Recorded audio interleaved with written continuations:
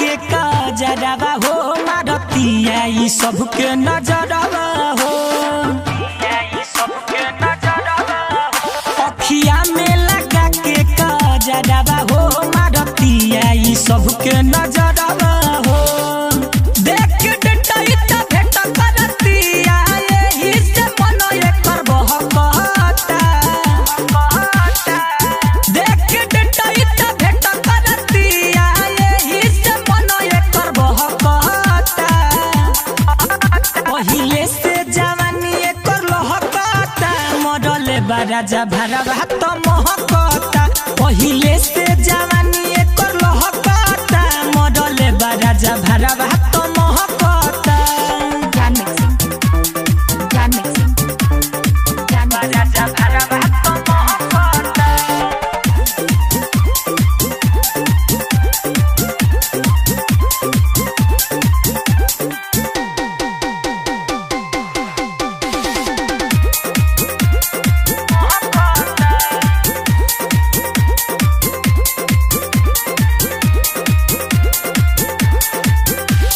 गोरे गोरे गलिया के बिगड़ल बहलिया राज भर देले बानिसानी कबो सुता के कबो उठा के पियले बकुइया के पानी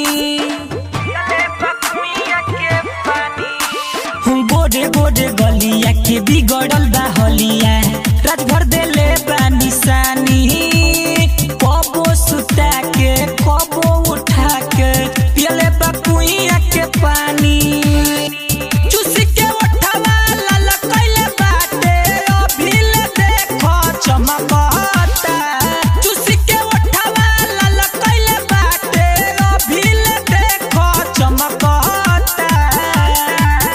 पहिले से जवानी एकर लहकता मरले राजा भरवा त महकता पहिले से जवानी एकर लहकता मरले राजा भरवा त महकता राजा भरवा त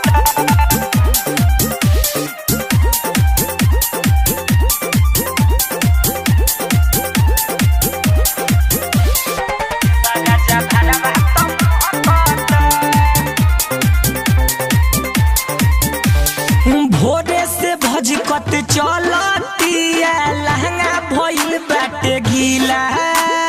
राजे लाल राजू अरिया अंग से अनुराग कइले बड़े ढीला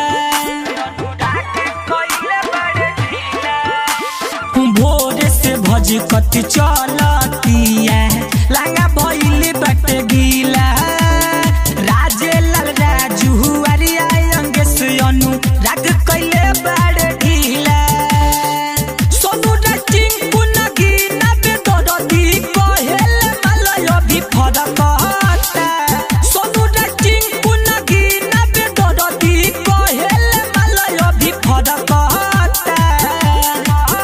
पहिले से जवानी एकर लहकता मरले राजा भरवा त महकता पहिले से जवानी एकर लहकता मरले राजा भरवा त महकता अखिया में लगा के कजरवा हो मारतिया ई सबके नजरवा हो देख के डटई त भेट करतिया एही से मन एकर बहकता